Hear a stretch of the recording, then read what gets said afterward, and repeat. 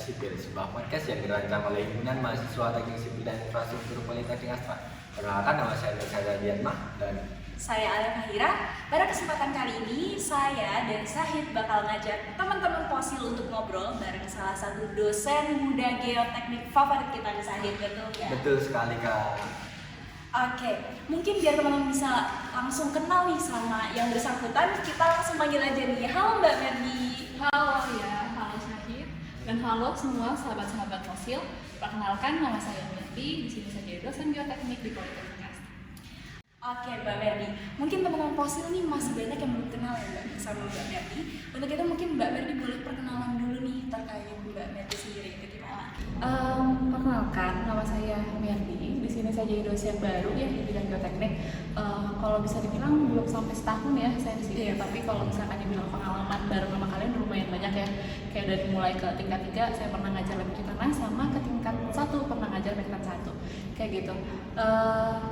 Pengalamannya sejauh ini di geoteknik menurut saya itu hal yang sangat menyenangkan ya. Jadi ketika saya mengajarkan di geoteknik itu sangat-sangat menantang untuk saya agar semua mahasiswa itu lebih menyenangi di bidang geoteknik gitu. Jadi bagaimanapun cara saya mengajar itu tujuannya karena saya ingin mengajak teman-teman pada suka geoteknik kayak gitu.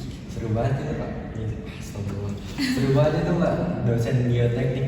Nah, pada teman-teman nih mungkin yang belum tahu apa sih itu Mbak dosen geoteknik tersebut. Oke. Geoteknik itu mungkin juga kalian udah pada tahu ya, karena pas pengajaran saya itu pasti udah kasih gambaran singkat yang mengenai geoteknik. Kalau misalkan geoteknik, kalau misalkan gampangnya itu adalah kita belajar tentang tanah ya. Kalau di teknik sipil kita belajar dari tanah ke struktur sampai dengan manajemen proyek ya kan. Nah kalau di sini saya khusus untuk membahas mengenai tanah. Gimana sih tanah ini harus kita perlakukan sebelum diberikan beban bangunan kayak gitu. Karena kan tanah setiap lokasi itu beda-beda ya. Jadi kayak anggap aja tanah itu tuh kayak manusia ya, kayak orang gitu ya. Semua tanah itu tuh punya karakter yang berbeda-beda, sehingga kita harus tahu dulu nih karakter-karakter tanah sebelum didirikan bangunan kayak gitu. Kalau kita udah tahu karakternya, baru kita tahu perbuatan apa yang harus kita kasih ke tanah tersebut. Oke, jadi itu tadi teman-teman terkait dengan geoteknik ya. Mungkin teman-teman udah semoga bisa memahami ya yang disampaikan sama Mbak Merdi. Selanjutnya nih Mbak Merdi, tadi Mbak Merdi sempat ngomong terkait dengan pengalaman di geoteknik ini cukup seru ya Mbak. Mungkin Mbak Merdi bisa sharing lebih singkat atau lebih detail gitu terkait dengan pengalaman itu Mbak. Oke. Untuk pengalaman, sebenarnya saya tuh udah mulai suka geoteknik itu pada saat saya ngambil S1 ya. Karena S1 saya itu tuh saya ngambil skripsi tentang perencanaan fondasi tiang bor pada jembatan. Nah, disitu saya mulai gali-gali kan, karena pada saat kita mengerjakan tugas akhir pasti kan kita harus cari literatur, kita harus cari permasalahan. Nah, pas pertama kali melihat problematika tanah itu sebegitunya, harus tahu parameter tanah, contohnya untuk mendesain, kayak oh ternyata segininya ya kita pentingnya harus belajar geoteknik gitu ya. Terus selang berapa lama saya kan lanjut ke S2 lagi ya. S2 lagi saya ngambil di manajemen tapi di bidang tanahnya juga. Jadi manajemen alat berat untuk optimasi galian dan timbunan kayak gitu. Nah, di situ juga saya kan sempat magang ya di PT Jasa Marga. Di situ Jasa Marga saya melihat oh ternyata perhitungan galian dan timbunan seperti ini. Efektivitas penggunaan alat berat untuk pekerjaan tanah ternyata sekrusial itu. Nah, kebetulan juga kenapa saya mulai suka banget sama geoteknik ya, karena saya punya dosen dia itu tuh sangat-sangat ketat banget ya orangnya.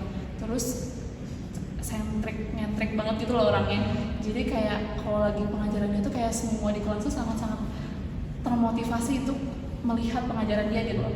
Karena dia tuh orang-orang yang sangat ahli di bidang geoteknik dan berpengalaman di bidang geoteknik. Bahkan dia pernah bikin tantangan sama kita semua. Tantangannya adalah bagi siapa yang pergi ke luar negeri duluan, itu bakalan saya traktir holy cow kayak gitu. Nah, entah kenapa padahal mah kan nggak relate ya sama tanah, tapi gara-gara dia kayak gitu, karena dia melihat kita, menantang kita tuh jadi termotivasi untuk belajar lagi dan menunjukkan bahwa emang kita bisa kok keluar negeri. Tapi challenge-nya adalah bukan keluar negeri dengan pakai uang orang tua ya, tapi pakai uang sendiri. Nah kayak gitu. Selama ini sama dosen-dosennya juga itu sih menyenangkan. Terus sekali ya Pak pengalaman nih terkait dosen-dosennya, terus geoteknik tersebut. Nah, saya mau bertanya nih Pak, sebenarnya seberapa penting apa sih Pak geoteknik tersebut dan mengapa harus ada geoteknik Pak? Oke, kalau dibilang seberapa penting, sangat amat penting ya. Karena misalkan kalian mendesain struktur itu kan sebenarnya udah paling susah banget ya. Kalian belajar struktur susah kan ya. Nah kebetulan sini dosen-dosennya juga agak strict ya di bidang strukturnya. Nah pada saat kalian pakai BIM-nya juga itu bukan hal yang gampang untuk strukturnya. Tapi kan apabila tanah yang sebagai penopang struktur itu tidak benar, tidak kita kaji dengan benar, itu akan sia-sia aja gitu, karena bakalan runtuh ataupun retak-retak, dan akhirnya krusial suatu bangunan yang hebat yang kalian buat model-model animasinya seperti apa segala macam, kenyataannya tidak akan sangat berguna dan akan sia-sia kalau tanahnya nggak kalian kaji, kayak gitu sih. Oke, menarik banget Mbak. Sebelum saya tanya nih Mbak ke pertanyaan selanjutnya, saya agak kepo nih terkait dengan dosen yang tadi Mbak sebutkan ya. Tadi kan dosennya Mbak sebut bahwa dosennya mau traktir tuh Mbak kalau ada yang luar negeri ya Mbak. Nah kenyataannya sekarang udah ada belum Mbak teman-teman Mbak yang luar negeri itu? Dan itu tuh sebenarnya ada, itu teman saya sendiri namanya Pangeran, nggak tahu disebut ya kali ini, nggak apa-apa ya. Nah dia itu emang kebetulan emang ada berada juga, tapi dia membuktikan dengan dia menabung uang jajannya, dia bisa ke luar negeri. Kalau nggak salah dia ke Eropa kemarin. Nah terus dia sampaikan tuh ke dosennya, karena kan dosennya emang kalau bisa dibilang dosen favorit satu Universitas Gunadarma, dia adalah sekeren itulah intinya. Jadi kayak dia langsung datang ke dosennya terus bilang, Bu saya udah nih ini achieve di pencapaian ke Eropanya. Terus tiba-tiba saya dapat laporan dari teman saya yang namanya Pangeran itu, dia bilang kemarin mau pergi bareng dong sama bulan, katanya kayak gitu, bulan untuk traktiran voli kuliah kayak gitu. Keren banget nih Mbak, itu dosen terfavorit ya Mbak. Kalau dosen favorit saya dan saya mungkin di sini itu Mbak Merdi ya Mbak. Makanya diundang ke Posil ini. Nah salah satu pertanyaan yang mau ditanyain ke Mbak Merdi itu adalah masih terkait geoteknik nih Mbak. Dari Mbak sendiri itu bisa jelasin nggak sih Mbak untuk cara pengaplikasian geoteknik yang benar itu gimana? Oke, cara pengaplikasian geoteknik. Kalau dibilang cara pengaplikasian geoteknik kan sebenarnya ilmunya ya. Kalau di geoteknik itu tuh sebenarnya banyak yang kita bahas, banyak yang kita kaji. Contohnya bagaimana pengaplikasian fondasi yang benar misalkan, ataupun bagaimana pengaplikasian suatu perbaikan tanah yang benar kayak gitu. Nah mungkin saya ambil contoh kali ya. Kalau misalkan ini di fondasi yang benar ya. Kalau fondasi yang benar itu berkaitannya dengan mata kuliah kita yang baru-baru ini kita pelajarin. Nah, gimana sih cara kita untuk bikin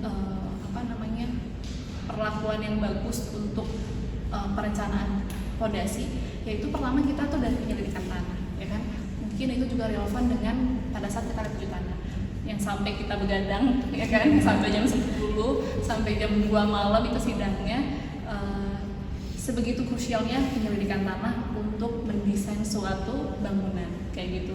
Jadi dari penyelidikan tanah, korelasi empirisnya, bagaimana cara memainkan data tanah ini, bagaimana memahami data tanah ini, sampai nanti kita mainkan di aplikasi. Apakah oke nggak nih kita dengan data seperti itu? Kalau misalkan oke, bisa kita melakukan penyelidikan ulang, ataupun desainnya tuh kayaknya bakalan hancur deh kalau misalkan hasil penyelidikan tanah seperti ini. Jadi harus by standar juga, by penyelidikan tanah yang benar. Maksudnya penyelidikan tanah yang benar itu adalah dengan lembaga yang sudah teruji kayak gitu ya, bukan lembaga yang baru-baru. Karena sebegitu krusialnya kalau misalkan kita kaji di tanah ternyata datanya salah, itu tuh bisa mengakibatkan apa yang kita kasih ke owner misalkan itu bisa jadi salah juga, karena dia mendirikan di atas tanah yang salah kayak gitu, data tanah yang salah kayak gitu sih. Krusial banget ternyata Iya, ya. selain hal-hal krusial tersebut yang tadi sebelum Mbak Merdi, nah kira-kira ada hal yang seru nggak sih ya pada saat praktikum, pada saat pengajaran dalam geoteknik? Oke, sebenarnya kalau dibilang seru, entah kenapa saya itu tuh makin seneng sama geoteknik pada saat saya ngajarin kalian. Kenapa? Misalkan contoh pada saat praktikum ya kan, melihat antusias para mahasiswa untuk belajar itu tuh kayak wow, ternyata gini ya pas zaman-zaman saya jadi mahasiswa gitu kan. Jadi saya termotivasi gimana ya caranya mahasiswa itu mendapatkan sesuatu tapi juga jangan terlalu membosankan gitu ya. Kayak misalkan saya sih pengennya pada saat zaman mahasiswa saya tuh pengen punya dosen itu tuh kayak teman kayak gitu ya. Jadi kalau jadi teman agak gampang gitu loh untuk mencerna ilmunya kayak gitu. Pada saat saya praktikum di Bukit Tanah yang sampai jam-jaman ya kalau nggak salah kemarin, terus anak-anak ngegali gitu, itu tuh kayak makin memunculkan rasa wow, geoteknik seru ya, kayak bakalan lebih tambah seru kalau saya itu banyak-banyak belajar kayak gitu. Belajar itu dengan cara apa? Dengan cara juga kan saya belajar lagi kan kayak gitu sih. Oke Mbak, emang sih kalau misalnya dari pengalaman saya juga nih belajar sama Mbak Merdi, praktikum sih lebih tepatnya. Itu emang seru banget sih Mbak. Mungkin banyak banget pengalaman yang nggak terlupakan ya Mbak. Karena kami praktik juga ada yang sambil puasa, gitu kan. Karena lagi Ramadan juga, terus sebegitu capeknya. Tapi secapek itu nggak tetap sih Mbak. Sama kayak Mbak Merdi bahwa seru. Mungkin karena masih muda juga ya Mbak Merdi, jadi kita masih cocok banget gitu Mbak untuk ngobrol dan diskusi. Selanjutnya nih Mbak Merdi, terkait dengan praktikum itu, terus teori-teori yang Mbak Merdi ajarkan, itu untuk mahasiswa nih yang belajar geoteknik itu prospek kerja di geoteknik itu bagaimana sih Mbak? Oke, sebenarnya nih saya tuh pengen banget nih mahasiswa saya karena saya itu kalau dibilang pengalaman di bidang geotekniknya itu kan masih agak kurang ya. Jadi saya itu pengen menciptakan, karena saya belum di situ, jadi saya pengen menciptakan mahasiswa saya yang bekerja di bidang geoteknik. Jadi saya bisa punya relasi orang yang bekerja di geoteknik dengan ilmu yang bisa saya kasih kayak gitu. Karena saya memposisikannya sebagai mahasiswa biar saya lebih paham kira-kira apa yang harus saya kasih duluan, cara pengajarannya seperti apa, latihannya seperti apa, biar pada saat mereka lulus mereka bakalan ngerti banget, oh sekrusial ini ya ternyata di bidang tanah. Nanti kalau misalkan mereka ada kesempatan, misalkan ada lowongan di bidang apa, di bidang tanah misalkan contohnya ada salah satu perusahaan tertentu gitu, mereka tuh pasti bakalan ada modal gitu loh, ada modal nih saya belajar ini dengan PD-nya saya bisa menggunakan aplikasi, dengan PD-nya saya bisa merencanakan suatu fondasi, dengan PD-nya saya bisa yakin penyerbikan tanah ini benar atau salah, dengan PD-nya juga saya tahu nih standar yang benarnya seperti apa kayak gitu sih. Oke, jadi prospeknya cukup luas ya Mbak sebenarnya. Jadi buat teman-teman yang belajar geoteknik itu nggak cuma-cuma ya teman-teman, banyak prospek luas yang bisa teman-teman ambil. Nah, selanjutnya nih Mbak, kan saya baru kenal dikit-dikit nih tentang geoteknik, dan teman-teman yang maba mungkin yang baru masuk tuh kira-kira bagaimana ya Mbak biar semangat dalam mempelajari ilmu geoteknik ini Mbak? Oh oke. Kebetulan kita kemarin baru datang maba ya. Gimana ya? Biasanya tuh maba tuh masih kayak bingung teknik sipil itu apa, ya kan? Teknik sipil aja bingung, apalagi geoteknik ya kan? Geoteknik aja bingung, bisa jadi struktur itu apa juga. Pasti mereka tuh kayak banyak juga orang yang bilang teknik sipil tuh belajar tentang ini, mau jadi calon apa sih namanya PNS kayak gitu. Padahal mah sebenarnya beda konotasi ya teknik sipil. Nah, paling yang saya kenalkan ke anak-anaknya lagi itu pertama kali saya memperkenalkan permasalahan apa sih yang ada di geoteknik. Karena kalau saya langsung mulai ke namanya apa materi teori, mereka tuh bakalan bingung kira-kira kenapa ya saya belajar tentang daya dukung, kenapa saya harus belajar tentang permeabilitas, padahal mas sebenarnya saya belum kebayang permasalahan apa yang saya hadapin kayak gitu. Jadi kalau misalkan kayak contoh deh kalian berdua, kalian lebih tahu gimana cara menghadapi permasalahan kalau kalian tahu masalah apa yang mau kalian hadapi kayak gitu. Jadi saya menunjukkan studi kasus dulu saya di geoteknik sesuai dengan apa mata kuliahnya. Bukan satu saya kasih tahu nih bukan satu kira-kira permasalahannya apa, studi kasusnya apa, bukan dua studi kasusnya apa, dan rekayasa koneksi seperti apa kayak gitu sih. Jadi teman-teman itu mungkin dibuat lebih penasaran kali Mbak tentang geoteknik itu apa, permasalahannya seperti apa gitu. Nah kayak gitu sih. Oke. Selanjutnya tadi Mbak Mary juga nyebutin terkait Mektan, mungkin teman-teman kalau ada teman-teman maba yang lagi nonton nih, mungkin nanti akan ketemu sama Mbak Mary di mata kuliah Mektan itu, atau singkatan dari mekanika tanah, yang untuk detailnya nanti bakal dijelasin lah pastinya di kelas sama Mbak Merdi. Selanjutnya nih Mbak Merdi, Alek kepo nih, Mbak Merdi kan sebagai dosen muda gitu, sebenarnya tujuan apa sih Mbak Merdi selaku dosen nih untuk mahasiswa D3, punya tujuan apa? Oke. Sebenarnya saya kan dari universitas ya. Jadi kalau universitas itu biasanya itu tuh teori. Baru ke lapangan itu pada saat kerja praktek atau magang itu pada saat semester 5 kalau nggak salah. Itu tuh baru kenal yang namanya